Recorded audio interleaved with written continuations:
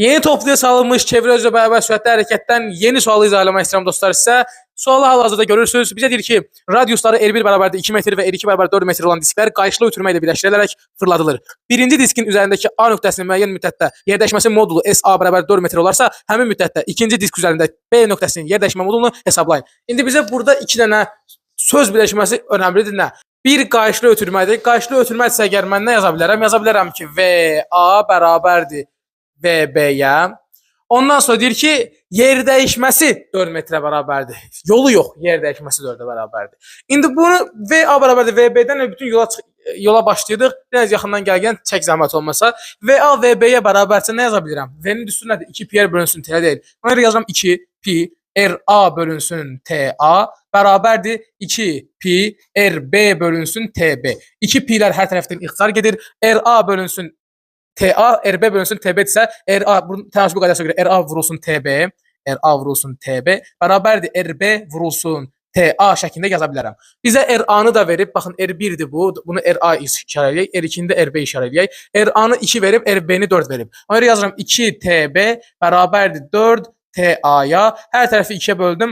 Alındı nə? TB bərabərdir 2 TA-ya. İndi birinci TA-nı yazaq, bu RA-dır, bunu da RB-dir də. Bunu birinci TA-nı buradan tapaq nəyə bərabərdir? TA bərabər nə? Hər tərəfi 2-yə bölsəm əgər, TB bölünsün 4-dir, elə deyil. Deməli, TB bölünsün 2-dir. Deməli, mən nə tapıram? Bu bir period fırlananda ikinci disk, yəni periodun yarısı qədər fırlanır. Bu tam fırlananda bu periodun yarısı qədər fırlanır. İndi bunun əgər yer dəyişməsi 4 metrə bərabərdirsə, əvvəla yer dəyişmə R2-dirsə, mən buradan bilirəm ki, çevrənin yarısında yer dəyişmə nəyə bərabərdir? 2R, elə deyil. 2R-dirsə, deməli çevrənin yarısından söhbət gedir. Periodun T bərabərdir, T bölünsün 2 müddətindən söhbət gedir. T bərabər T bölünsün 2 olarsa, bu çevrə T bölü 2 qədər məsafə, deməli çevrənin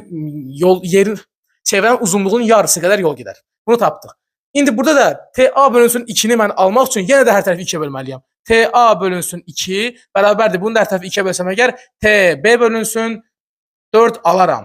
Deməli, müddətin nədən söhbət gedir? T bərabərdir. TB bölünsün 4 müddətindən söhbət gedir. Deməli, həmin müddət demir. TA bərabərdir, TB bərabərdir. Həmin müddət söhbət gedirsə, bu periodun yarısı qədər gedəndə bura düşürsə, indi burada TB bölünsün 4, yəni çevrənin 4də 1 qədər yol gedər. Yəni bu qədər məsafə bu yol gedəcək. Buradan bura.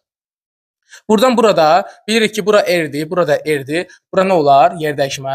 Yer dəyişmə də nəyə bərabər olar? Kökdə 2 R-ə bərabər olar. Bizim RB-miz var, nəyə bərabərdir? Deməli, RB-miz bərabər 4 metrə. Kökdə 2 R-də olacaq. Nə? 4 kök 2. Bu oldu bizim məsələmizin həlli. Kim nəyə başa düşməsə əgər kommentlərdə yaza bilər. İkinci dəfə izah edərəm. Təşəkkürlər.